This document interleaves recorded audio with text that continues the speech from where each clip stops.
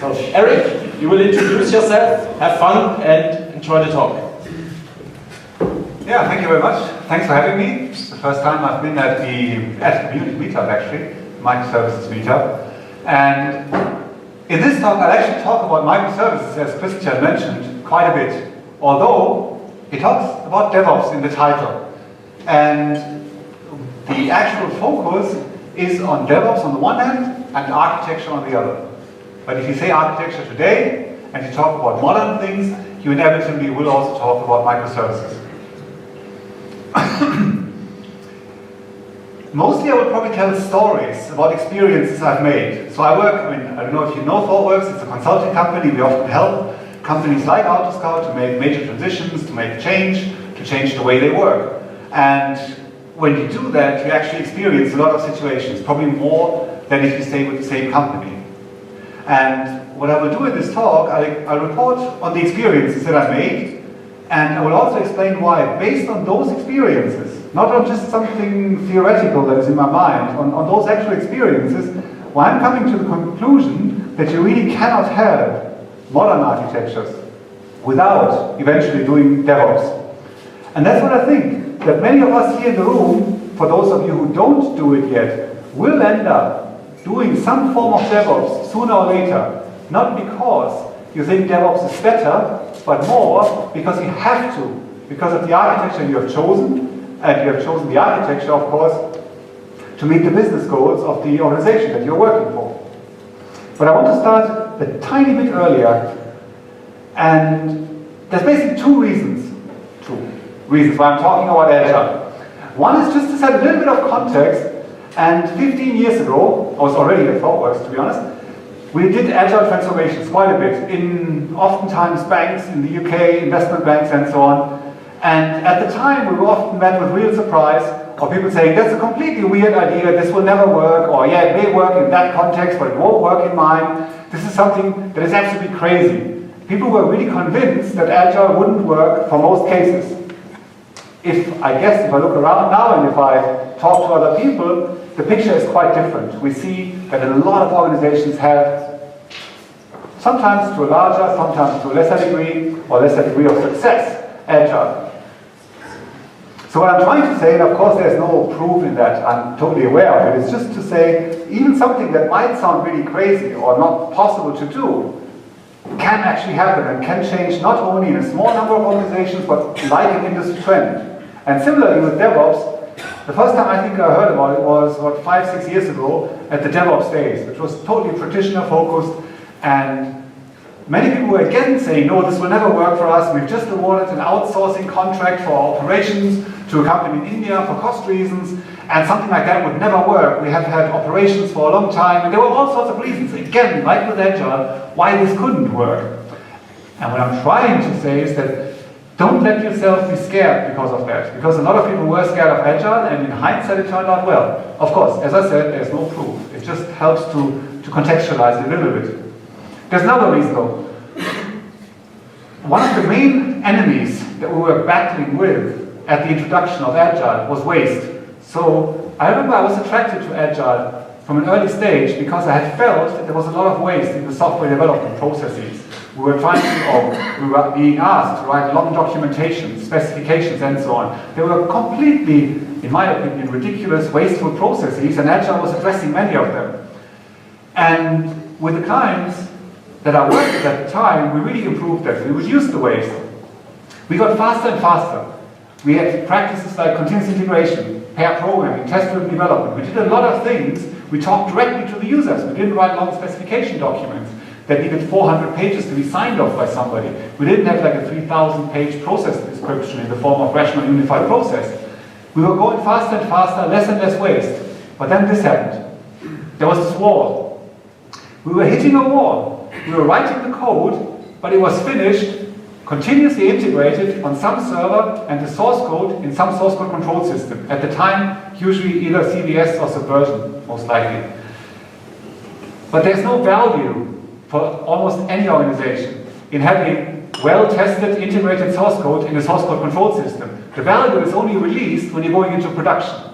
And this is what we were meeting. There was this massive wall. We couldn't get something into production.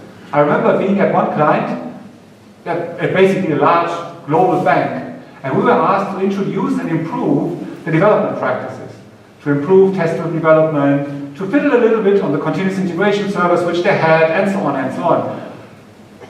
The department we were in had not released anything into production in 15 months. And our advice was, do not do this. Yeah, we can see a fair amount of improvement in your development practices, in how you write code to make you go faster. But that is not your problem. You just go faster producing something that you won't release anyway. So this path to production, after a while of agile, after the introduction of agile development practices, became a big bottleneck in many organizations. One of the main reasons, I think, was that there still is to a large degree in many organizations, there was this thinking about IT in terms of projects. And those projects, they had to be ready on time and on budget. There was always this idea that you assembled a team of people, a project team. There was this special thing. And then some estimation was done, and some handling happened, and then we had to do the project. And the operations of the software that was being written by the project was a totally separate concern. The development teams were almost forced to pay no regard to the operations because they were measured by delivering the software on time and on budget. So when it came to make sure that you could operate something well, not their problem because they were not going to operate it. So the idea was to really throw the software over this proverbial wall to the other side, to the unknown people you never met. The unknown people that you couldn't meet because they were 3 layers sideways in the organization and were the only person who was responsible for both you writing the software and you other people operating the software was probably the CTO, maybe even the CEO.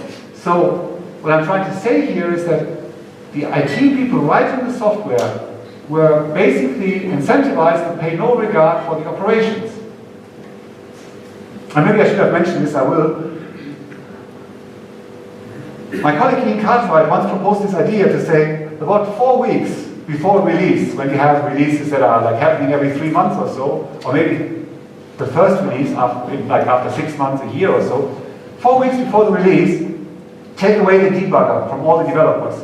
So at least they get a minimum feeling for how it would feel like running this application in production, getting the information you can have. This was never actually done, although I think we should have done it. Couldn't convince anybody in the development teams to do it, because of course, on time, on budget, you need to do it quickly. But this is not to say that the other side, if you will, from a development perspective, was doing everything to help the development. On the contrary, they were completely incentivized to not cooperate with the developers. They were measured by stability of the software and cost. And guess what? Every release is a threat to stability. And every release is definitely going to cost money. So what do you want to do? You don't want to release anything. You want to do your best to prevent any releases. For them, the developers were on the other side, and the ops people were saying that every release is basically a distraction, and those developers are reckless. They just don't test things anymore, they don't care about the production, as long as it runs on their machine, and if it runs for 5 users, doesn't scale, not their problem. And to a certain degree, they were bitter. But to another degree, they were actually also right, because the developers, as I explained early on, were not incentivized to make sure that the software runs really well in production. One day, I don't know, this must have been around 2010, 2011, and unfortunately I don't remember who drew this picture, but I saw this picture and it made it really clear to me that you had those two worlds and they were increasingly colliding. You had on the one hand the operations world, which were thinking more about products that were long-lasting, things that needed to be in production for 5 years, for 10 years, they cared about stability, and on the other hand there was this project thinking, ever accelerated by Agile and slamming into them, and that was a really big crash. And it became, the more agile the development teams got, the worse the situation got.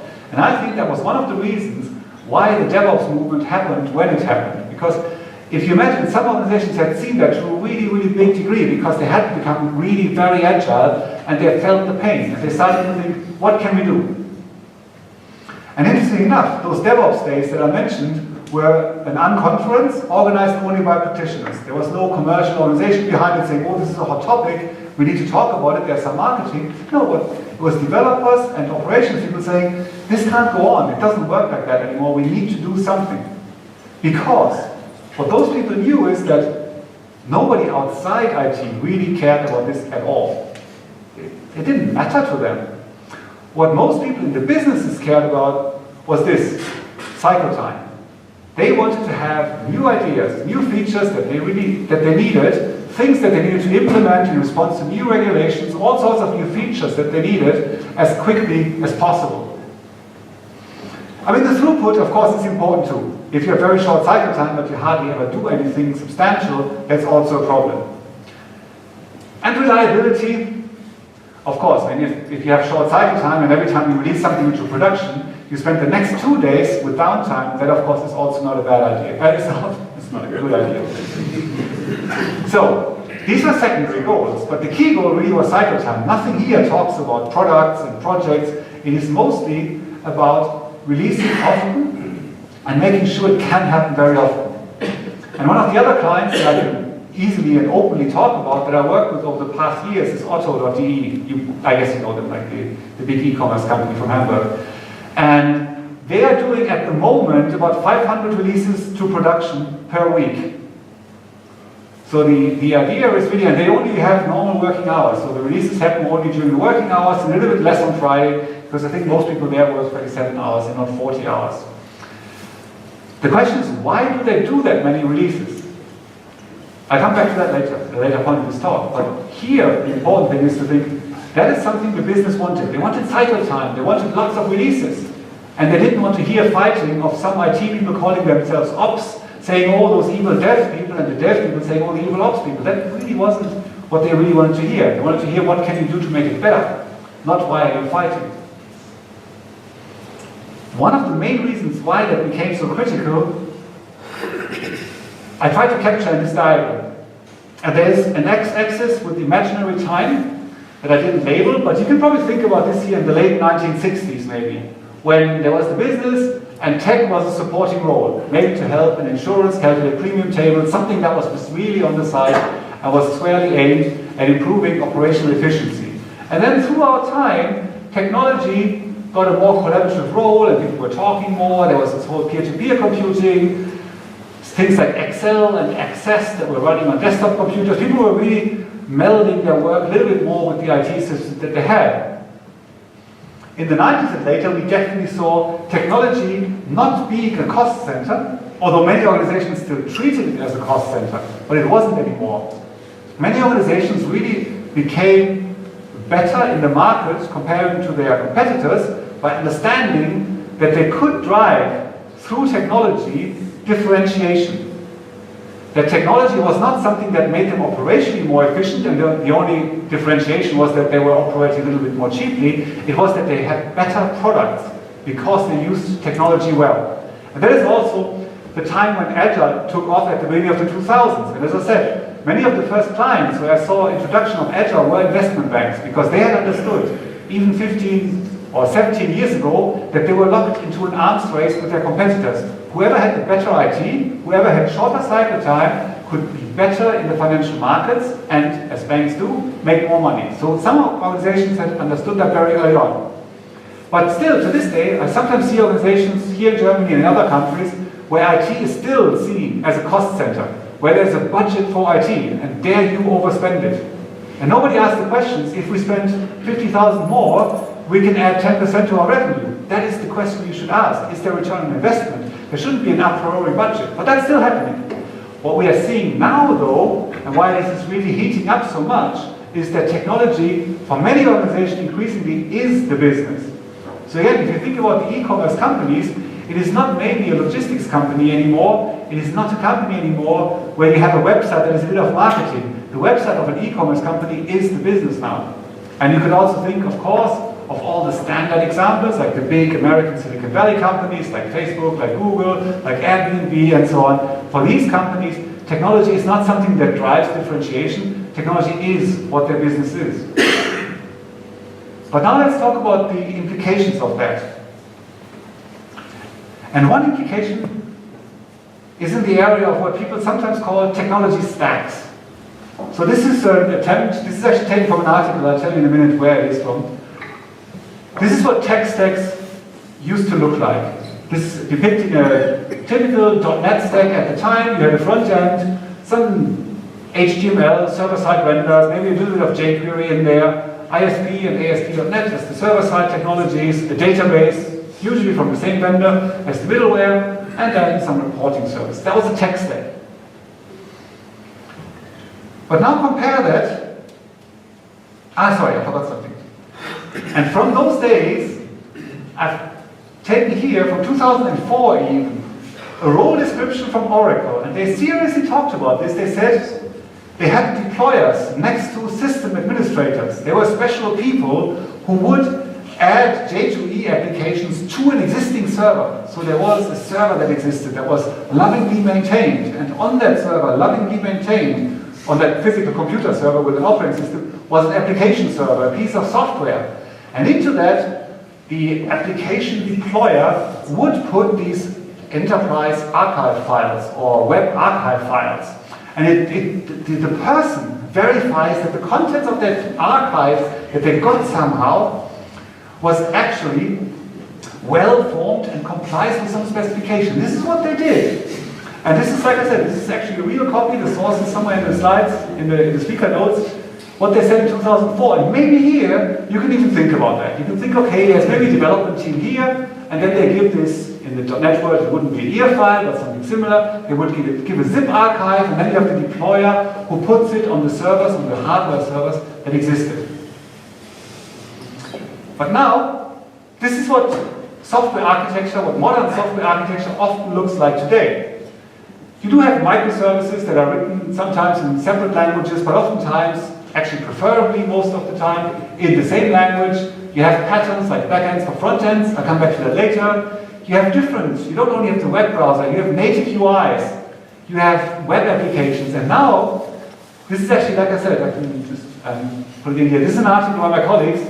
It's called Implications of Tech Stack Complexity for Executives. And this article was written in 2016. So today you would probably also include Alexa or Siri or something like that out there. So we have this really breadth of user interfaces. We have all these servers. We have polyglot persistence. We're not only using relational databases, we're using all sorts of databases. And rather than buying a big business intelligence systems or an OLAP cube system, we create these Kafka queues and other loads, and then put data into data lakes, and then you have all sorts of reporting still, but you also have predictive analysis and machine learning and then insights and so on. If you look at that picture though, and then think back, what is the poor deployer going to do? I mean, what is he getting? Is he getting a zip file that is then splitting up and putting on all those servers? Is he getting multiple zip files? And then think back to Otto, and then he's doing that 400 times a day. I mean, who wants that job? It really doesn't work like that anymore. And in the end, what I'm saying here is, this embodies, or this makes it very, very clear in my opinion already, that you can't really continue with what many organizations did. That you need to introduce concepts like Phoenix servers. That nowadays, what you have to do is, you don't want to have a server that exists longer than the deployment of one version of the application. You don't want to have a server that runs that you install the same application on the server multiple times. Each time you want to deploy a new application or even a new version of the same application, you're also rebuilding the server in a scripted way. This is of course the idea behind infrastructure as code. You don't want these, what people often call snowflake servers, where system administrators log in and make some manual changes and nobody knows what changes they made. The server dies, the hard drive dies, and nobody understands how to set it up again. You want to have automated scripts that build a server so you can redeploy them all the time. What we're seeing increasingly, and here I can mention AutoScout for the first time, Phoenix environments. So rather than just doing that with servers, you can do it with whole areas of your whole stack, of all that complexity, because it's all scripted. So you can actually take, when I was still working there, I could use this very laptop and I could run a little command line script, and it would set up a whole section of such an architecture in the Amazon cloud. And the only difference to the production system basically was that it said -Erik somewhere in the URL. It was using my username and the scripts were adding it, but it was recreating the same environment. If the production environment had died, you could have redeployed it. And this is, I think, what you need to do if you want to live in that world. Today, you can still live in that world. And it doesn't mean that you have to go there. There's a fantastic article, I think it's on the, what is it called again? This website that talks about high performance, high scalability. There's an article from the Stack Overflow guys who have a very similar stack, and they're still running Stack Overflow on a monolithic system with a single relational database and a small number of servers. You can do that. But many organizations want to go there because they want to use microservices. Obvious question, why do they want to use microservices? Sometimes people think that microservices, and that's why I'm putting up the slide, are something totally new. I disagree, and I have good sources. I talked to the people who actually wrote the first articles about microservices, who first publicly talked about microservices, and also the group who basically came up with the term microservices. And all those people consistently say microservices is a form of a service-oriented architecture. So these ideas that started over 10 years ago were ultimately right. It was the right idea that underpinned service-oriented architecture, that moved away from these siloed applications that needed to be integrated. What happened though was that a lot of vendors especially, but also all sorts of other products, really gave SOA a bad reputation. There were lots of products like enterprise service buses are my least favorite piece of technology from that era. There were lots of people who wanted to shortcut transitioning the architecture into a service-oriented architecture by buying products, such as enterprise service buses. And of course, and I say of course, it is a bit unfair. It failed. Many of those transitions failed. I remember one project with another bank only 5 years ago where we were asked how to integrate 2 enterprise service buses. Very interesting, because I mean, they had one enterprise service bus to integrate everything, except they had a second one later introduced because it didn't really work. Anyway, enough said about this. The idea really is that the underlying ideas were right, and microservices are just a new take on service-oriented architecture. So, one reason why people want microservices is purely because microservices are something that was actually a need over 10 years ago, and we're finally trying or implementing that original idea consistently in the way it actually solves the original problem, namely getting away from big siloed applications. There was another reason though, and I guess many of you have heard this, that you're making a project that is late, even later, by adding more people. But what happens if you really have that situation, where there's a reason that you need to meet a deadline, you need to go quick, and you're trying to answer the question, what could I possibly do that by adding more people I can go faster in my development? And my colleague James Lewis, who actually co-wrote the microservices article with Martin, he was on a project and they had exactly that question. They said, we need to get this done quickly, come up with some clever thinking, you clever guys, to actually make it go faster if we add more people. And one key thing here was independent evolvability. The idea that you can reduce cycle time if you have multiple teams working in parallel and they can release code without depending on anybody else. That can make them go faster, because a lot of the pain and the slowness when you add more people is in the synchronization. If you take the synchronization out, you can go faster by adding more teams. The second, and there were only really 2 main reasons. The second main reason was that you really didn't want to replace yet another monolith. There is still enough evolution. Software development is not a mature industry yet. We still come up with radically new programming languages with very different frameworks. I mean, the rate of change in the IT industry compared to other high-tech industries like building airplanes is staggering. When I was at Powers in Australia, one of my colleagues actually was an aeronautical engineer. She had been working for Boeing making planes, and she said she left and joined software because it was so boring to building planes. It was only just minute things. They were stealing the wingtips from other planes. There was just like not much that was happening, whereas in software everything is changing all the time.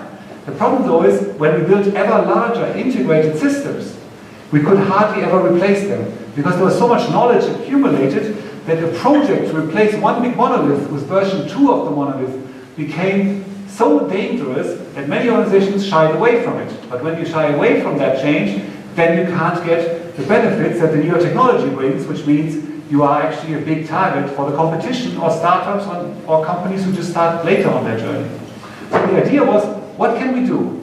And one goal, or one original answer, was to actually write software in a better way. And things like test-driven development, pair programming, what Robert Martin calls clean code, the ideas of refactoring and so on. They all came there to say, what can we do to make code last longer? We realized that though, in talking to many different people, that there is always this kind of entropy. Your code will get worse over time. Even when you have the best and most capable developers and you use all the right practices and you do everything well and you get the time to do it, you get the time to refactor, you consistently do it, over time your software will degrade. There are some people, I remember talking to Arjen Poutsma about it, he's one of the main contributors to the Spring Framework, they have to do it. They can't just throw away the Spring Framework and start from scratch. And I guess companies like Adobe with Photoshop are in a similar situation. They can't rewrite Photoshop anymore. And so on. Oracle with their database. There are some organizations who have to do it at an extreme cost to their development speed. So the idea for most businesses where IT is something that is used internally, that is more fluid, is to actually come up with a different scenario how you can rewrite something. And here, of course, when you break it down to individual services, you can write it service by service.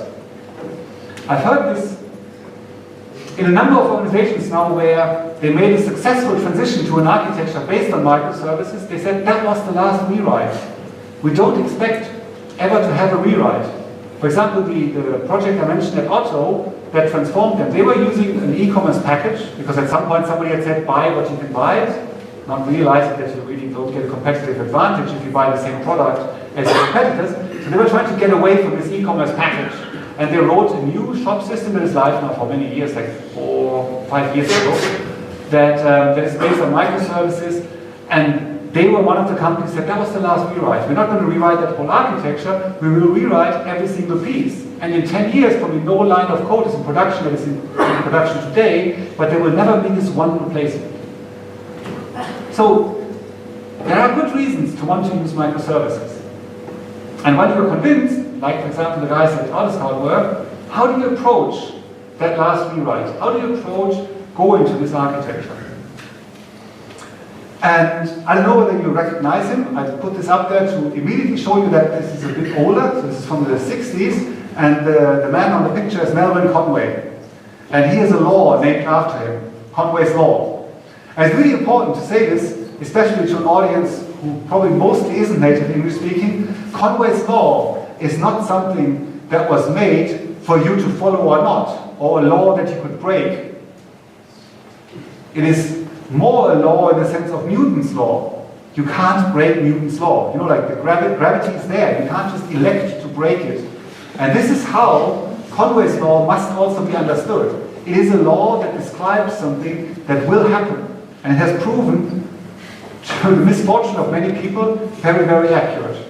So this is, Conway's Law is something that is there, it's an observation, and it is generally true. There are always exceptions, but in almost every case, don't believe you are an exception, in almost every case it is true.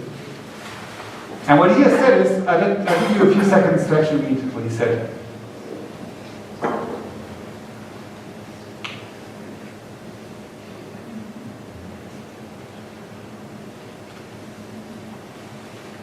So in other words, and an example used at the time, was that of compilers.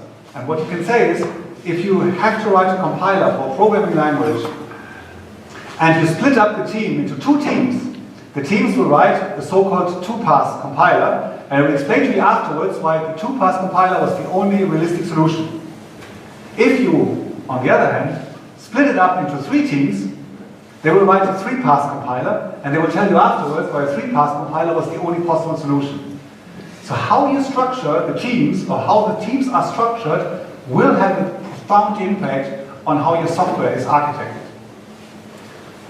With that knowledge, and the realization that he was maybe not to the delightment of everybody, but he was actually probably very right, you can come up with this. And one of my colleagues, with a talent for coming up with pithy names, came up with this idea. He called it the inverse Conway maneuver. The concept we were discussing at the time was to say, if we accept that Conway's Law is probably right, and the team structure will be reflected in the software architecture, why don't we structure the teams so that they are bound to deliver what architecture we want? So if we want these verticals, if we want independent evolvability, if we want to have independent services that can work without somebody else, why don't we have the teams cut in this way? And there's probably a number of articles, I forgot how many, that the people at Otto wrote about this. They call them verticals. There's also a whole website set up by the nice people at InnoQ called Self-Contained Systems, probably .org, I forget. But there's a website that talks about this idea of verticals, which runs very counter. For many of you, I don't know how many of you, this may sound almost normal today. But trust me, that 10 years ago, it was the other way around. You had operations team, you had database administration teams, you had business intelligence teams, you had back-end developers, you had front-end developers, you had testers. It was completely functional. The idea to cut it horizontally instead of vertical is actually a relatively new one. And I think many people found success in that. Maybe some of us stumbled into this.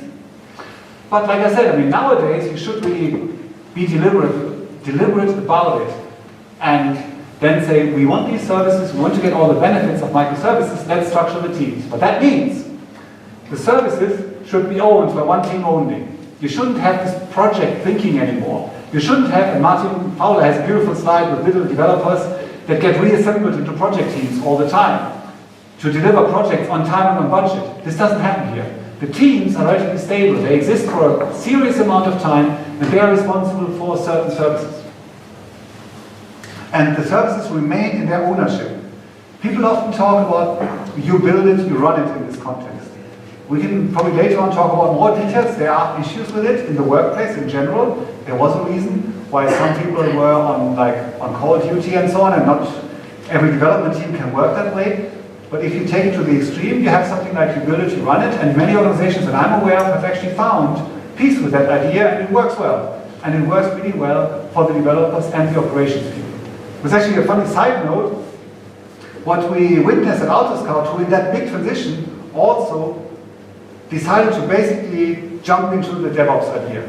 On the new platform that they were building with the microservices, what they said is, we will put together some people from the old operations team and some people from the old development team. And in the beginning, they were calling themselves developers and operations people, Betriebler und Entwickler. But then, after a while, without anybody in management or so saying it, happened that people started calling themselves engineers. So this idea, oh, I'm a developer and you're an ops person, kind of disappeared. And it was more important that you were a member of a team, and just to find a better collective term, I guess people settled on engineer. I guess Philip, who is somewhere in the audience, has more detail on exactly how that happened, but I definitely remember that it did happen. And you have empowered teams here. You have teams who can work independently. I'm going to skip that bit, there's a whole side box. What I do want to say though is this one here.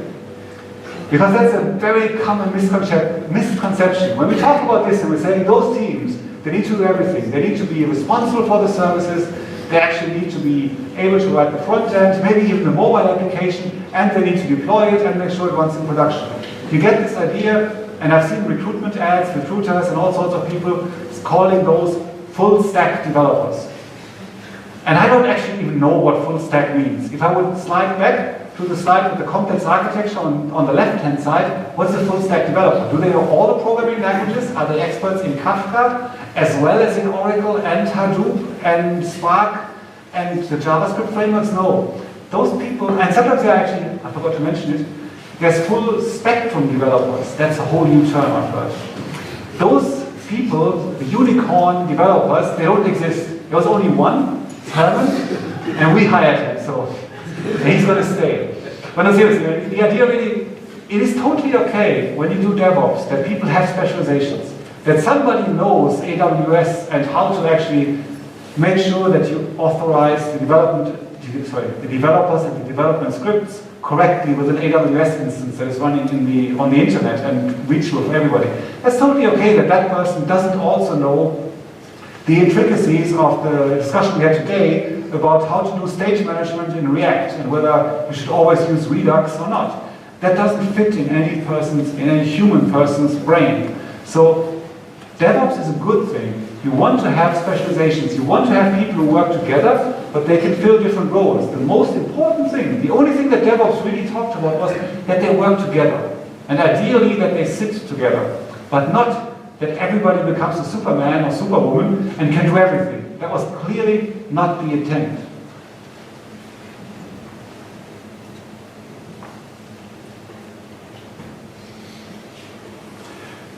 This is the Microservices Meetup, so I'm going to go into this in a little bit more detail. So these are some of the, if you will, architectural patterns you can see, or that are open to you if you have the right practices and you work in the way that I was describing. This is basically the most common scenario. And what I try to do there with that gray line that goes from left to right, the horizontal line, is that is on the bottom, that's running on some servers, maybe in the cloud, but in the end the clouds are also just servers somewhere. And the part above the gray line is what is running in the user's web browser, or whatever client they use. It could also be a native application. What I was trying to do here is to say, conceptually, again, you should always cut it in this vertical way. So you should have a service here and a user interface there. Actually, and again, I could say that with some authority, this was the underlying idea of microservices, that you would have a self-contained thing, and that's why the guys at InnoQ started, or are trying, I'm not sure whether that will take hold globally, trying to have this idea of self-contained systems. That you have something that actually provides a meaningful service to a user, and that needs to have, in almost every case, a user interface and something on the server side. The big anti-pattern, and it's so bad that I didn't want to do a picture of it, the big anti-pattern that I've seen are architectures with lots of microservices on the server, and then one big fat single-page application on the top, with a single big repository. This is a guaranteed recipe for disaster because you're getting the worst of both worlds. You're not getting the independent evolvability because it always comes together in the single-page application, which is a big monolith. At the same time, you're getting all the complexity of having to deal with microservices on the server side. So you really need to cut this, and I didn't like it, and many other people didn't either, when we had that discussion in the group that publishes the ThoughtWorks Technology Radar. It's a publication we do twice a year where we describe technology trends. We knew that that was happening, that a lot of people in the market had misunderstood microservices to mean lots of little services, tiny services on the server, and one big fat user interface somewhere else. Either a facade still on the server side, I've seen that too, or a single page application running in the web browser. Which is why we came up with the term, reluctantly I would say, micro frontends. So the idea really is you want to have a little micro frontend that belongs to its own service on the backend. And one team is responsible for both sides, but also from a source code repository perspective. We generally put those together in the same source code repository. The code that runs on the server side and the code that runs on the client side. We also don't call the thing API, because then other people get all sorts of crazy ideas that the same HTTP endpoint that is serving the specific needs of that bit of JavaScript in the front end is suddenly a well-maintained API that anybody can use. And the moment you have consumers of an API, you're frozen because you can't change it easily anymore. So the idea is this is an application, there's a little implementation detail that's a distributed application. That one part is written in JavaScript or TypeScript, it's running in a web browser, and the other one is running on the server. But it is one application, should live in one repository. And the second one can live in a separate repository. There's a whole different talk that I promised to give one day about front-end integration patterns, of how you can make all that work together nicely. Sometimes, but I really want to make this clear, this is what we see 90% of the time, or 80%. Sometimes you need something like this. You have an application that runs in a web browser, and you have two services in the backend. For one reason or another, trust me, that happens. And then, very rarely, you get this idea that there is one kind of service that belongs to those two, is headless in the sense that it doesn't have a user interface, but it talks to those. It provides a shared service, and maybe can be reused across multiple teams. But you have to think quite carefully what that actually means. Another pattern that we're seeing increasingly, as organizations are maturing into these kinds of architectures, is the so-called BFF, the backend for front-end patterns. What happens usually is that you have a mobile phone application, and then you have all these lovely services here, and maybe you have implemented REST in a very pure and beautiful way, where there's really unique resources per URLs, there's no URL templating, there's only hyperlinks and so on. And then you try to run this on a mobile phone, as in using it from a mobile phone, and all hell breaks loose. The first time I saw this, although we knew it would happen, It wasn't even that we were surprised.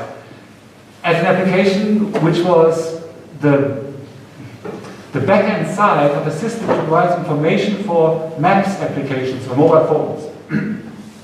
And if you think about a pure REST idea, what you would have is you have one search endpoint and you would say, give me all the restaurants around those geo-coordinates, this latitude, longitude. And you get a resource that is the search result that has all hyperlinks to the places that are there. And then the client application can follow the hyperlinks to each of the places and then the information. And the place information maybe has another hyperlink to another resource that has user reviews about it, like what do users think about it, like did they give that many stars. But now think about it from a performance perspective. You're trying to render a map segment on a mobile phone, and you want to show on the map all the restaurants and immediately visible how many stars they got. That's the old, from the object relational mapping days, the 1+n problem. You're making one search, and then for each of the places you have to make another REST call, then you get the user reviews and you do many, many calls. So oftentimes, having a really nicely structured, and there's this model called the Richardson maturity model for REST, has 3 levels. If you do this really nice, pure level 3 architecture, it will not work when you're trying to use it over mobile connection because the interface is too chatty, it's not suited to the purpose. And that results in bad user experience. And I guess if you're doing it right, user experience always trumps nice architecture. The architecture should help you deliver a good user experience, but you should never sacrifice user experience just because the architecture looks nice on paper or some maturity model says you should do it that way. A way around this are these so-called backends or frontends. So the team that writes the mobile application here, let's say this dark purple team, they can't access those services directly because they're too chatty, they transmit too much data. So they write specifically, and using the same color here, that backend or frontend is written by the same people who write the mobile application, and they can talk to this. I've even seen that before, that sometimes the mobile application is a bit more monolithic, that it needs to access information even from some of the other verticals. The people that I know of that have the most experience with this pattern are the people at SoundCloud. It's probably not an accident because SoundCloud, the music streaming company, of course has a lot of different devices that they need to cater for. Not only mobile phones, but built into TVs, smartphones of course, but also loudspeakers like, I don't want to do, like the Sonoses of this world, those things. Also, I couldn't think of a collective term here. But you know what I mean? Like they had lots of different front ends and they had all different needs. Some of them didn't need pictures. Why transmit the graphic information about the cover of an album to a loudspeaker that has no screen? You know what I mean? Like they needed that. And they report that they had many successes, but also many, many issues with backends or frontends. It is a dangerous path, but sometimes you need to walk it.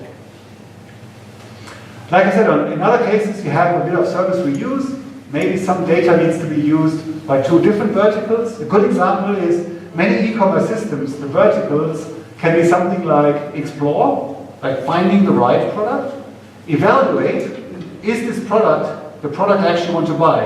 That's often the article detail page that has all the detailed information. And then we have like a checkout or order capture page. And sometimes you need data on both. Like the order capture needs to show you shopping basket, and that page also needs to show you the price. You want to have the data in both. Some companies have been successful with so-called fan-out architectures, where maybe a request coming from a user coming in here for a price would go somewhere else, fetch the price, go back, all synchronously while the user is waiting for the response, so hopefully in under 100 milliseconds or so.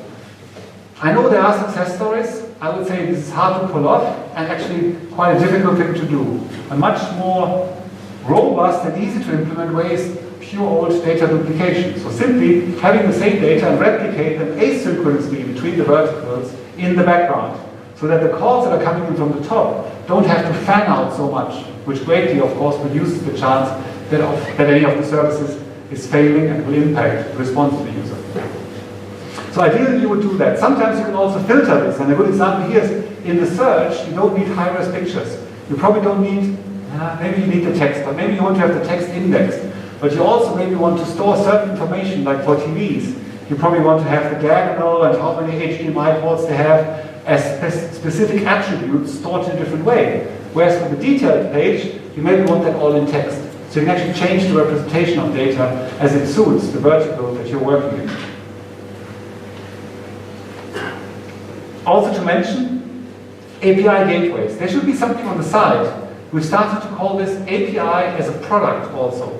So rather than coming up with this idea, like, it's a bit unfortunate that Jeff Bezos at some point said this thing like every service or every API should be public. I guess I know where he was going with it, but unfortunately I've seen people declare these HTTP endpoints here for the JavaScript, as I mentioned before, being declared as APIs.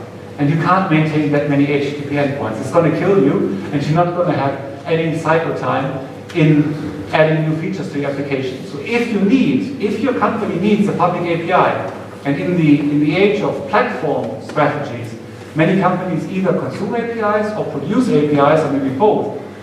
What I believe is you should have a completely separate API team on the side that is providing a seamless API across different parts of the business in one way. Maybe in their own GitHub repository, documented in the same way, using the same language, using, say, American English throughout, all sorts of things that make it consistent and easy to consume for the people who consume it. They may have to write, and that's why I wrote a little, or put a little service in the corner there, they may have to write some facades sometimes, some aggregators, to actually create out of the individual services that are here in the backend, a new representation that is more suitable for the public API. But again, this is not necessarily the case. What they do need to, and please don't forget this, you need something like authorization and something like rate limiting. If you ever watch the talks that are given at the CCC, the Chaos Communication Congress, about how many websites are hacked, it is often through brute force attacks. And it's very, very simple. In Nginx, it is literally one line in the configuration file to add rate limiting. It's not the most sophisticated one, but it's better than nothing. It's better than a site that allows you to make 300 tries a second on whether something works or not. So the API gateway is a great place for that. However, at the same time, please resist the temptation to put logic into the API gateway. Like many ESPs started to accumulate logic, mapping logic, and so we've seen API gateways that were trying to be outside, present one view of the world, and then the ever-changing services here were moving on, and the API gateway was this last man or last woman standing to actually show this old API. This will not work. The API gateway should really restrict itself to these more technical tasks like authentication, authorization, rate limiting, and so on. All the logic should go to ESP, right? Exactly. The ESP, as Gregor mentioned, is of course what I'm going to reveal underneath here in 1 second.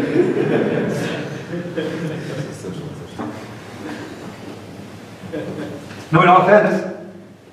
Oh, sorry, one last thing. If you look at this or the other picture, maybe now it becomes clearer why an organization like Otto is doing 400 releases into production every week. Because they have a lot of those services. Again, this is mostly public knowledge. There's about 300 people or more working on the Otto.de website. So you can think about how many people are writing software. If you have short cycle times, you can imagine actually how many releases you need. And if you have a good pipeline, a good build pipeline, you can actually relatively safely do that. I come back to that topic in a minute though.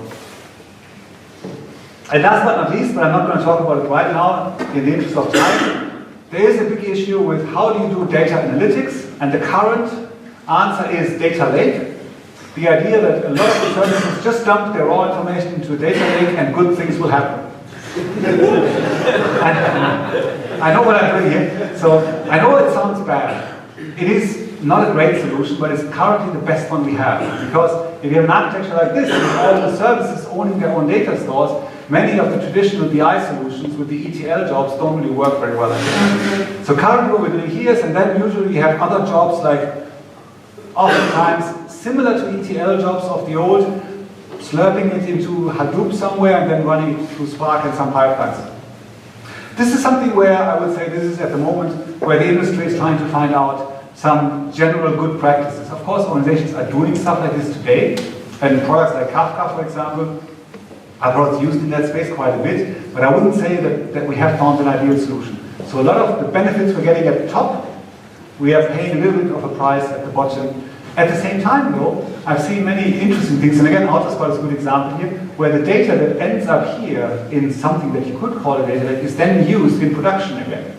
And this is the price estimation feature. I don't know whether you've looked at AutoScout recently, but if you look at the prices, it will tell you whether it's a good price or not. And that's based on data, on historical data that, of course, AutoScout has. from all the old classifieds that they had. So this is not to say this is a bad idea. It's just a little bit more nasty than many of us would like. So here, two four-letter acronyms, MTTR over MTBF, or also known as QA in production. MTTR stands for mean time to recovery. So how quickly can you recover from an error? Versus MTBF, mean time between failure. This is what we did before. We did mean time between failure. We wanted to make sure through all sorts of testing regimes, either manual or automatic or a combination thereof, browser-based testing, testing development and so on, that the mean time between failures, or the average time between our system failing, the exhibiting failures, would be as long as possible. After a while though, we recognized that for some industries, this was a fantastic idea. If you're making pacemakers, if you're in the medical industry, I'd urge you to stay with that approach. For many other areas, it was getting increasingly in the way of having fast cycle time. If you need to run a test suite that takes 4 hours every time you want to deploy to production, then it is quite hard to do tens of releases a day. Or you have a lot of servers and lots of overlapping build runs. And also, oftentimes, the result of a failure is not catastrophic. It's maybe a tiny small thing that is going wrong, maybe just even the performance feature. So I saw this for the very first time in about 2013 at an internet startup. And what they were saying is, they were still doing testing. I don't want you to go away and say, Erik from Torberg said, don't do testing anymore. They are doing testing before, but they can't test everything and they don't test everything. The key thing here is that they have increased the sophistication on the monitoring side. So they know immediately when something is going wrong, and then they can address the issue. I mean, that is something that I've also seen in some organizations. There's not enough monitoring, or especially when you don't have DevOps, the monitoring ends up somewhere else, some data that people don't know what to do with, or like a hard disk is flowing over, and this is too late. Whereas, if you have monitoring that is more aligned with the business side, with the development team who knows what features they implemented, you can spot those issues earlier. Classic example here is an e-commerce site, and if you normally have a checkout of a basket, like I don't know, 3 times a second, and then you don't see any new baskets checked out for 1 minute. What is the logical conclusion? That nobody wants to buy at your site anymore, or that there is a bug, there's something wrong, that you can't do checkouts anymore. So this idea of semantic monitoring, or sometimes calling monitoring with invariants, statements you say are true about your system at any point in time, and when they're validated, when that invariant is actually variant, that something goes wrong, then you can react very quickly, and you have dramatically shortened already the time to recovery. Another thing you can do though, I skip over that, I can talk about this. What you can do are fire drills. And there's this nice suite of software called the Simian Army, or Chaos Monkey is one of them, one of the monkeys in the Simian Army, that actually destroys configuration and servers, of course only the software configuration, in your production systems. So the idea is that you have a team that is alert and knows the fire drill is running. What happens then is you're actually destroying the main database server in your production environment because you've architected it so it seamlessly fails over to the standby node. If you think that's too dangerous, you have no confidence in your failover strategy. So the idea really is you should not be worried about destroying large parts of your production site as long as you have built, of course, for it to be redundant and, I don't know, people call it self-healing or having standbys and so on. And the idea of that one is, of course, that you find the issues when you have an engineering team that knows the fire drill is happening and they are there to do this. What you are avoiding is, in the run-up to Christmas, 2 o'clock at Saturday night, when everybody is doing the final Christmas shopping, that your server then falls over and everybody else has just come home from a Christmas party, maybe slightly drunk, don't want to log into the production server, and your site is down to be losing millions in revenue. So the idea of those fire drills is to actually try out what happens when those catastrophic scenarios occur in your production environment, so that you know and that you can sleep well, that you know the strategies actually work. The one thing that I skipped over here is separating deployment from release. So that's an important concept, that you want to have the deployment of software into production separated from the release to the users of the system. And the classic strategy is blue-green deployment. You have 2 clusters. One cluster is the hot one that is live, say the green one. That's where the users are going. Now you're deploying the software on the blue cluster, you're running all the tests, and rather than promoting or copying the software on the live cluster. You simply declare what was the live cluster, the staging cluster, and what was the staging cluster, the live cluster, by switching some DNS at the top. And of course, if something goes wrong, you can simply switch back. And in fact, if you look at how AWS does it now with the auto-scaling groups, it actually can do it in batches. If you have 10 instances, you can actually say switch over 2. If the 2 new ones have come up, switch off 2 old ones, 2 new ones, and so on. So you actually roll them out. Or what we're seeing increasingly is, of course, that people are doing a different separation. The load balancer is not a binary switch anymore, that you maybe put 5% of the traffic to the new services. And if that all goes well and the figures look nice, you put 10% on, 20%, 50%, until at one point when all goes well, you're at 100%. So this idea of releasing, like putting a piece of software in the server, isn't the same thing as releasing the software to productive use. And in fact, one thing that I've also seen at AutoScout was the idea of shadow traffic or shadow life. So what we were doing there was one of the original services, or the original service we built in this new architecture based on microservices was the so-called watch list service. So when you have search results, you can put a little star to the cars that you like especially, so you can come back to that list later on. And we were trying to, well, that was what we did, we kept the watch list in the new system on a microservice. But it was still working on the old system. So what we did is, we deployed the new watch list service on the new system, and then we changed the JavaScript code that was triggered when you clicked on a star to send the AJAX request to the old service and send the AJAX request to the new service. And when we were displaying the wish list, it was all coming from the old service. But what we were getting by this, the user was sending 2 requests, we were getting full live traffic to the new service. But nothing happened because we ignored the result. But we could see how the new system would perform, or does perform, under real conditions. We didn't have to make funny load tests. We didn't have to put delays into the load tests or try to come up with a distribution of things to make sure the caching worked the right way and so on. We could just use live traffic on a service that wasn't released but deployed. And funnily enough, the release of that service was a release of a change to the JavaScript, so that the JavaScript was now only using the new AJAX call, and therefore only the new service would be used. So this is a really crucial idea in that space, to say, I need to be able to deploy software, but not release it, or release it in a staged way.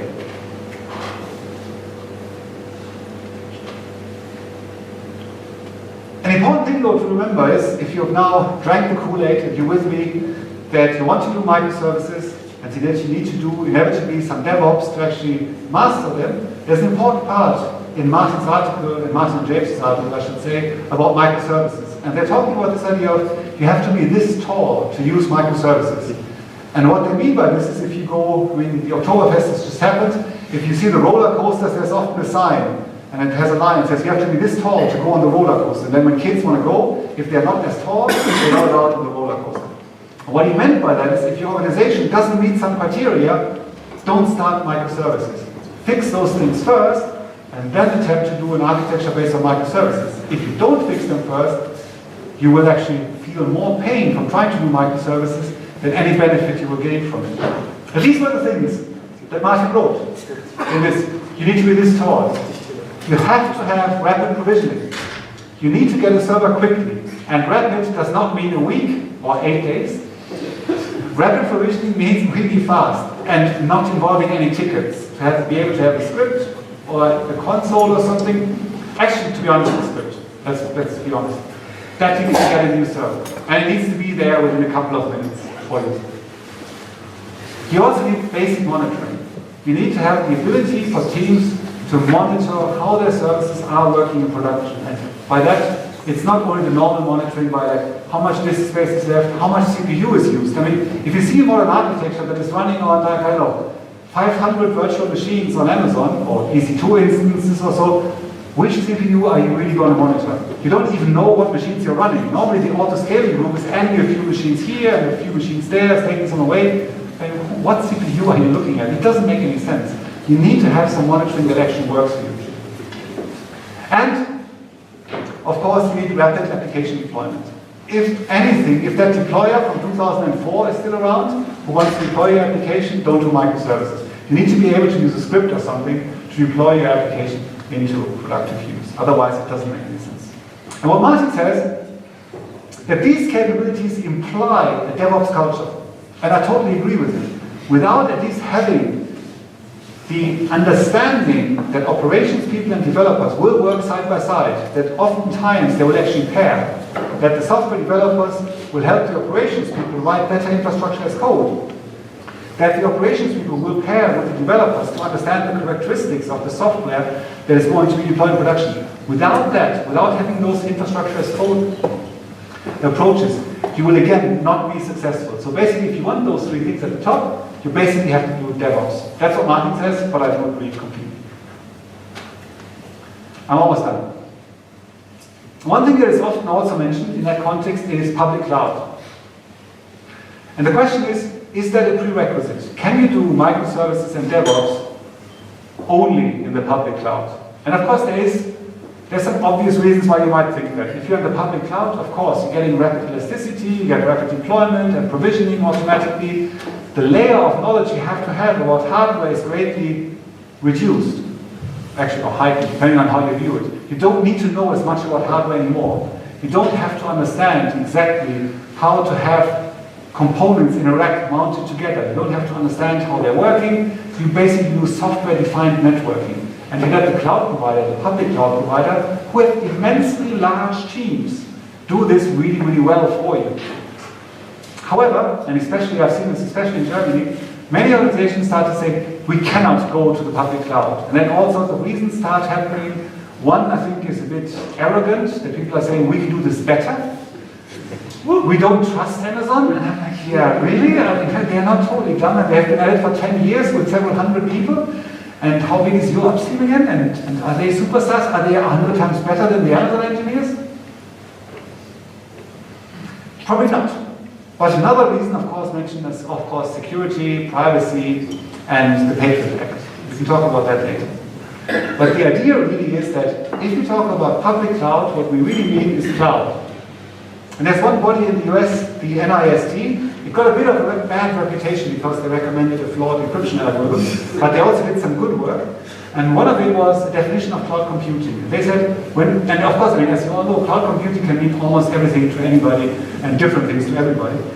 What they mean by cloud computing is, and I share that definition actually, on-demand self-service. There's a little bit what we heard before, that I can say, I want a new machine, and I can just do this myself. I can just go and run a script against an API and get a new machine.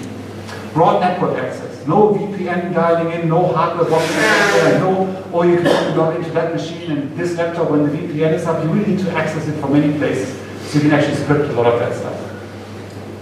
Resource pooling, that's the thing that most people think about, that you have hundreds of machines and you can deploy thousands of virtual machines on top.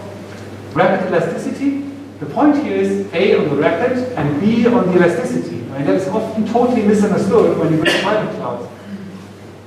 Last year I spent a fair amount of time working with a really big, I won't say their name, big organization here in Germany. Their revenue is 30 billion euros, so by no means a small one, and we were talking about private cloud. And at some point, an hour later in that meeting, one of the people related to the existing operations team said, so how many servers do you want? I said, I don't know. This is rapid elasticity, right? I'll tell you 50 and tomorrow I'll say 100. I need to scale, I don't know. Maybe I'd say 100 and realize I only need 50. And he went, no, you can't do that. If we pay for 100 servers, we pay for 100 servers and you tell me you only need 50, that's a waste of 50 servers. And I said, but that's not elasticity then, is it? So the problem really is, to get to that elasticity is really, really hard with private cloud. We need hundreds of physical servers to actually get anywhere in the region, and many people on it, to get to the point where you can actually scale in a meaningful way. And this is something that I also see neglected quite a bit, a measured service. You need to be able to tell how much a service is being used. You want to allocate cost against the use of machines. Somebody at one of the VPs of engineering in the Scout group said, in German, there are the so-called EDA servers. The servers are there anyway. It's EDA in German. The servers are there anyway. And then people start to use them. But then you are getting that you're not making the right choices. You're probably using architectures that are not very good, you're using algorithms that don't work, or you don't have room for things that you should really be doing. You should be able to measure that. And one of the dashboards we see in many organizations that adopt public clouds, because public clouds can do it because they charge you on an hourly rate and all sorts of other complex business models. We build dashboards that show people how much money they're spending on the clouds. And that's a really, really important measure on many aspects. I've even seen cases, and again we can talk about this afterwards, cases where the cost implication changed the architecture of the system, which was a good thing at the time, or is a good thing. I mean, there's a little bit of a downside. In some cases, sometimes with AWS especially, it feels like you now need to know a little bit less about how infrastructure works, but you suddenly have the task of re-engineering an impenetrable pricing system. You have no idea how much you're going to spend unless you run the software. They have all these calculators, but you can't really figure out, so it's not all great. But it is important to have that measured service. And again, if you look at open source implementations like OpenStack, that does not come with this measured services. It doesn't allow you to measure the service use. That is something that Rackspace built for themselves, but it's not part of the open source package. So again, the important things, and trying to get them right in the private cloud is really, really hard. We've seen, as Starbucks is not a small consulting organization anymore, we've seen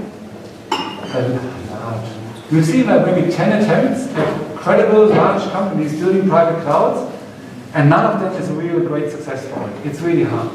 If you have somebody in a company saying, yeah, let's build a private cloud. I hear Google made Kubernetes open source, and there's a couple of other nice packages. It's all open source, we can install it, and it obviously works because other companies have done it. And here's 5 people, and they built this in, I don't know, 3 months. Just forget it. I mean, if you have 20, 30 people, and you can have them at it for a year, maybe start it. But even then, you may get some of the features, but important things like rapid elasticity, you probably still don't get because you don't have the scale. So getting private clouds working is really hard. I guess the holy grail at the moment is the private PaaS, the private platform as a service. That's again a topic for another talk. That's even harder. And it doesn't involve just installing something like Pivotal Cloud Foundry. I think Pivotal Cloud Foundry is a great product, but don't think you just take it and install it and you have a private platform as a service. It doesn't work that way, unfortunately. So, to close. I saw this talk about it a little over a year ago at another conference, or at a conference. And this was given by an engineer from a actually don't remember anymore, from one of a Silicon Valley company. Not one of the super well-known ones, but clearly some company, and she works in Silicon Valley, she goes to the meetups there, she understands the language that they're using. And she talked about this. And I had come up with this metaphor of wall before she did this, so it was the same idea really. But she also had this wall in the middle. She said, currently, it's very hard to get code out to test and production environments. I was like, yeah, totally agree with you. And she said, on the left side of the wall are the application engineers. Remember, like I had that wall with the developers and the ops on the other side. She said, it's really hard to get into production environments. I was like, yeah, totally, I get the point. That is exactly the point. Why we have DevOps, why we have developers, the application engineers on one side, and the operations, and the problem is solved by DevOps, by the developers and the operations working together. I was really surprised though when I saw the slide in full detail, and that's what was on the slide. DevOps engineers on the right-hand side. So what is happening now in the industry is an unfortunate trend that the operations teams are relabeled as DevOps teams. So you now have the application engineers, the former developers, and you have the DevOps people, the former operations. So all that happens is renaming, but the problem remains the same. So when I said originally that people will work in DevOps, I did not mean this. And should that really take hold and Silicon Valley prevails once more with the choice of language, and we call the operations teams that use scripting languages or maybe Puppet, and that is the level that is DevOps, then that's not what I mean. What I mean by DevOps, and what I'm saying we all hopefully will do, because that will allow us to use these more advanced architectures, is to have people who are operating the systems and people who are writing the software, but they work closely together, ideally in that horizontal slicing in the same teams. And with that, thank you very much for listening.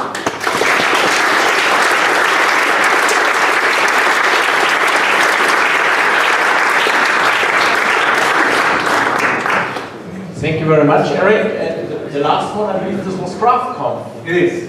It was CraftConf. Yes. I can remember that. And when you were talking about decoupling, release and deployment, you forgot to mention the feature toggles. These are typically... Oh yeah, that's another good point. Yeah. Another good point. But besides that, any questions? I will run around with a microphone. Yes, there you go. I have a high-level comment and a low-level question. High-level comment, I think DevOps also has the side of empathy, that we are people and then we don't do bad stuff to other people by throwing broken software over the world. And the lower level question is for backends for frontends, or instead of backends for frontends, have you seen GraphQL adoption? Yes, I have, earlier today. We spent the afternoon talking about this one, so go ahead. So, have I seen it? Yes. Do I design the problem? Also, yes. Is it the right solution? Always no. I think backends for frontends, as I said in the diagram, have a real place in providing a specific backend for a specific frontend that is really tailored for it. GraphQL tries to be all things to everybody, and it can work in certain cases. I guess the larger you are, if you are a Facebook or a GitHub, and you have a large and diverse set of people using your APIs, and the API is an important part of your product, it can play a good role. And my prediction is that a lot of people will probably jump to it too early, again, thinking of it as a holy grail. It worked for the big players. I feel like the big player. I feel I have as many users as Facebook and GitHub combined or something, and therefore I really need those technologies that people will jump on it too early. But I don't want to discount it too much. We had a very long discussion at the last meeting when we wrote the now current technology radar, and GraphQL is on the NSS. So I think there are some benefits to it, and maybe in certain use cases it can actually be a shortcut, but I think you have to be a little bit careful, thinking it's almost like those things, it sounds too good to be true, and if it does, it probably is. So I guess in many cases, the backend for frontends may be the better solution with fewer problems. In my experience is that the implementation looks Well, my short experience with it is that the implementation looks enterprisey, that you have to do so much to enable it, that it's easier just to write a service to. Yeah. For specific If on the other hand you're taking your public API seriously, you also have to do a lot of work. If you want that to be used.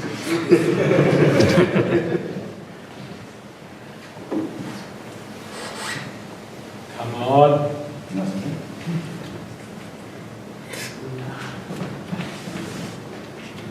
So you said something about like every microservice has its own UI, and you didn't want to mention how you integrate it. Can you just provide like 2 or 3 sentences how you like make it look and feel like it comes from the same app? That's the angle you want. So The front-end integration patterns talk. yeah, that's going to come someday. No, seriously, I mean, there are multiple patterns. I mean, you can just go what some people have called ROCA, the resource-oriented one, where you go from page to page. One page is the UI from one microservice, and the next page is the UI from another microservice. Like if you think about my example that I gave from the e-commerce site, there's a whole page that shows the search results coming from the search, from the explore vertical. Then you click on a product and you see the article detail page coming from the evaluate vertical. Totally easy to do. There are other patterns where the one that AutoScout is using a lot, or Otto also, by the way, is creating HTML server-side and using server-side includes or edge-side includes to actually include HTML fragments within each other. So a page, if you look at the AutoDE website, the top-level navigation is rendered by a different service. So the article detail page just includes an edge-side include. When it's then sent back to the user through Varnish, Varnish will make another HTTP request to get the navigation, include it seamlessly, and the user sees, the user's browser sees one piece of HTML. I'm currently working on a system that is a React single-page application. And what we're doing there is we're basically having a frame application that then dynamically loads the JavaScript for the components from other HTTP endpoints and puts them into the React router, and they use slicing on the Redux store to actually make that work, and the routing, of course, to make it work. So when you click on something, that is given to a different React component, and that starts rendering. You can combine that on the same page even. So there's multiple ways. But to come back to your actual question and the fear behind it, how do you make sure they look the same? The ironic answer is you make sure they look the same. By talking to the teams and tell them what they should look like. I think there is something that a lot of people have put a huge amount of emphasis on, that it can't possibly go wrong, and that if you change your corporate colors, you can change it in one CSS file. Like if AutoScout tomorrow decides it's no longer blue and orange, but blue and green. The development team goes to one CSS file and changes one mention from orange to green. I think that is optimizing for the wrong scenario. I don't think they change corporate colors that often. If they have to go to 50 files in 20 repositories to change the color, I think that's totally okay. I don't think you have to have a technical way to ensure that the front end always looks the same. I think you can ask the teams to have a corporate style guide, and I have worked on projects where there is a separate repository that contains a style guide, which is a copy-paste resource. So teams can copy-paste CSS and HTML snippets from that style guide into the application and make sure they look the same. But there's nothing technically. They could change the color, and one half could be orange and the other one green. And in fact, sometimes at Amazon and some of those sites, even Deutsche Bahn does this. You can, I don't know. Some large websites do this, where you can see the transition.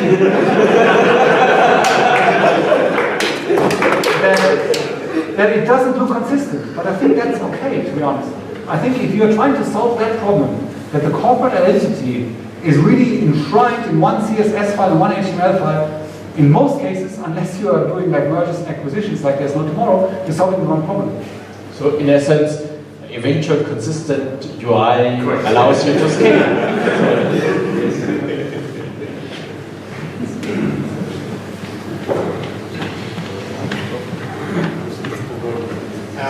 So we talked a lot about engineering teams, so front end, back end, ops, and that they should collaborate better when they basically sit together.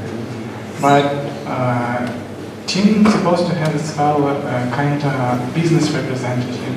So somebody that gathers requirements for a team or something like that. So suppose the business guy be as well in the team, or should it be as well collaborative task for the team to gather requirements? I hope I wasn't misunderstood. I didn't mean to say that the teams, that the ops team and the front end and the back end teams should sit together. What I meant was there should be a team for something like explore or evaluate, and that team should have front end, back end, and operations people in it. The structuring unit should be around the verticals and not about the function. You should have cross-functional teams, people with many different skills that are working on one capability or a number of capabilities that are often implemented as services. And absolutely, they should totally have a business representative in the teams. They should talk to the business representatives all the time. The good thing about having that is that the business representative knows exactly who to talk to and has all the people together who can make it happen. That's the beauty of it. Sorry, I'm just asking, everything that you said is kind of obvious or clear. I understand that. But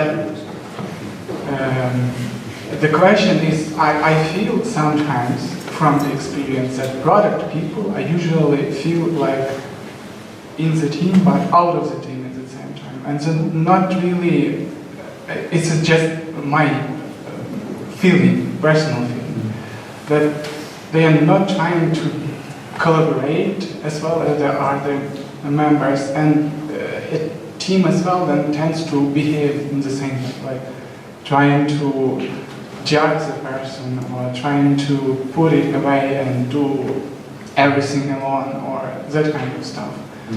And yeah, I think it's not working well then. I mean, what can I say? I mean, of course, if the product person doesn't take the development team seriously, either they are in a company where it doesn't matter, or they haven't understood how important technology is to them. If they don't take it seriously and they don't feel part of the team, and they're fighting the team who's implementing features that they need to be successful, I think they got it wrong. I don't know what to say. Should they maybe have got some kind of technical background, trying to support? No, I don't think so. So this is something personal. My personal advice to you is, this is a very dysfunctional team you're currently on, and try to get into a different team. I won't spoil anything more on that topic because I'm biased, so sorry about that one. Are you hiring? We are hiring. So this is why I'm biased, because I know the team is on. So not everything is as shiny as it should be at Autoscout. There are some little defects, and this is one of those things we need to get rid of. So this is, I agree with the notion you're saying, this is not how it should be. So I'm not talking about marketing. So it's your friend's team. It's recorded, please stop now. But you're poking at the right point there. So this, to make the whole thing work, this needs to be a collaborative effort of the whole team and not something, the products, not project approach and all of those things that can go wrong, which you should do right. But at the same time, listen, you don't have to have a technical background. If you work in a company and you're building a product that is hugely dependent on technology, you share some affinity, you should like technology, you should want to work with it. But I don't think you have to study computer science or have a technical background. But you can improve business people by...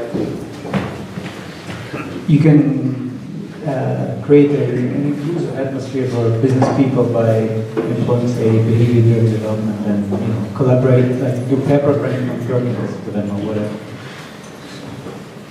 Yeah, you can, like you said, you can do techniques like BDD, but you can also concentrate on shipping software and discussing the working software with them. Like one of the original agile ideas really was to focus on not the documents and not even the BDD. And I know BDD very well, obviously, but even that is a document in a way. It's executable, that makes it better, but the key thing is have showcases.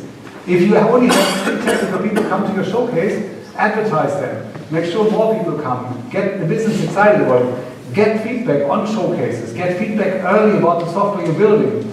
Don't work away in a separate tower for 2 years, doing showcases to yourself, then go live, just to have the CEO tell you what you built is rubbish. I mean, make sure you get involvement, and the involvement should absolutely first and foremost be on working software. Release often, short cycle time, get feedback. But that's it, BDD can help. But it's not the solution. Any more? Yeah, oh, Gregor, there you go. Now the difficult question. It's a friendly one. I'm just looking for some free consulting. So just today I had actually a very similar conversation around end-to-end responsibility, build and run DevOps, so all the great ideas. The counter-argument that came that it's economically not viable. Mm-hmm. So there is a belief that the ops people are somehow cheaper because they don't have to deal with the change and learn all the new technologies, and that having this end-to-end responsibility where you put them in a team and this team carries on this responsibility is basically more expensive and ultimately economically not viable. And I was a little bit sort of dumbfounded by this because it goes so much against my beliefs, but how do you start tackling those kind of hurdles? Because I think in large enterprises it's not uncommon. I think I would call the bluff or be surprised that it's true. I mean, you don't know. It may actually be the case in the business that if you pay, I don't know how many ops people you have, that if you pay that many ops people, and we assume the hypothesis is correct, that developers have a higher annual salary than operations people. Let's assume that's correct. And it's on average 20,000 euros more. If you are saying that paying like 20 people 20,000 euros more a year makes your business tank, don't do it. But the point is, it is often, again, the look at the bottom line. It is saying, this the bottom line meaning like the cost of service to my business, I can't increase that. But the key question is then also would say is, ask them why not? Why can't you increase it? What is the blocker? Ask why 5 times. You can't increase it. Oh, because it's over budget. Why is it over budget? Because it's in last year's plan. Why was it in last year's plan? Why can't it be in this year's plan more? And so on. This fixation on bottom line can really hurt a business. But it can well be, maybe it is too expensive, but I guess in most cases, when you get faster cycle time, you get products out more quickly, you can probably increase your revenue by much more than the extra cost, on the assumption that they are correct, the extra cost that those people cost. So there's an observation in there though, you had the picture in the beginning, right, the view of IT, right, so that if if an organization is still on the, this was one of your very early slides, that if an organization is still on the far left of that spectrum, selling them many of the things, it was even like you have the 5 stages of IT, right? Where IT was a pure cost center, to IT is the business, that if an organization or the organization exactly is still far on the left side, it's going to be really hard to convince them of this line of reasoning. Yeah, totally. And I don't think you can go from here to here. I think it's 2017 and you're here. Maybe there are some businesses for whom it is true. I mean, I guess, take a good example. Let's say you're an artist and your main thing is painting pictures and selling them. IT is probably that for you. You probably just bought an iPad to do some tax returns or some, like a till or something, and then you're there, and that's okay. It depends on what kind of business you are. And as I said, I've been trying to go from here to the very right, that's not going to happen. So it's a gradual, painful process, and if you're a large organization, you might die over it, because competitors are faster. Let's take the last one over there. Yes. You're the last one. No, and the last one. I wanted just to say something to, I know that, yes, it is true. Keyboard monkeys are much cheaper than people who can think. So if you only can operate a keyboard and you are able to write a batch script, then you're much cheaper than a guy who knows Grafana or whatever and can think about anomalies or whatever. So the problem is that this industry cannot imagine that you can have 5 people who can do the job of 50 people. So they have 50 monkeys and they say, yeah, they are cheaper, of course. Yeah. And there's 2 good points in that too. One is I've seen operations teams argue that they need to build a private cloud because they're worried about their jobs. They were saying, if they're going to the public cloud, I lose my job. I don't know what it's like for you. I guess most of you work in IT and you're probably, like many companies, are trying to hire engineers, be that developers, operations people, especially DevOps people and data engineers. There's so few on the market. I don't think anybody really has to worry very much about their job. And I even think the people who are not that highly skilled, I think in the right environment, most of them can become fantastic DevOps engineers. And I think it is actually good for the organizations to help people who are loyal to them, who have worked with them for a long time, to actually help them become people who can work in that context, to work with scripts and help them, rather than say, yeah, we can replace 5 of those people who are just executing scripts with a batch script and we get rid of them. I think that's not the point. You actually do want more IT people most of the time. And they're incredibly hard to find. Okay. Here was the last question. Yeah, I noticed. I see what you're doing here. QA on prod and having the dev team working in parallel with the operation team. Does this mean that we can go directly from dev to prod without going through stage environment, pre-prod, and these kind of testings that consume a lot of time? Yes, absolutely. And I mean, if you think about it, again, if you're doing 400 or 500 releases a week, how do you propose to go through a staging environment? Or more pertinently, which staging environment? I mean, if you do, let's say you do 500 releases per week, that's 100 per day. How fast does your test suite need to be so you can do 100 sequential releases? It just doesn't work. So now, I get the revenge for not having mentioned the first point. So this idea of consumer-driven contract or consumer-driven contract testing is one powerful way of actually making sure that 2 services that have never seen each other in the specific version before production actually have a super high chance to work well together in production. Again, I don't want to extend, this is going to be like 2 or 3 minutes, I don't want to do this. We can talk about it later if you want. But there are techniques to make sure that the software that you have built on a development environment will, with a high degree of confidence, work well in production with the others. And in many ways, it's a necessity to do this. Because like I said, if you have that many services, with that many releases, there just is no way that you can have a staging environment. Like if service A is making a release and service B is close behind, which then you're testing A against the old version of B, B against the new version of A, and like it's just, you have to find a way to do it. And many organizations, including the people at Scout, are doing that. It's not easy to grasp initially, but it simplifies a lot of things. It makes you faster. It's conceptually more sound than having a staging environment. But this would be a separate talk, I assume, to go into detail there. Erik, thank you very much for the talk.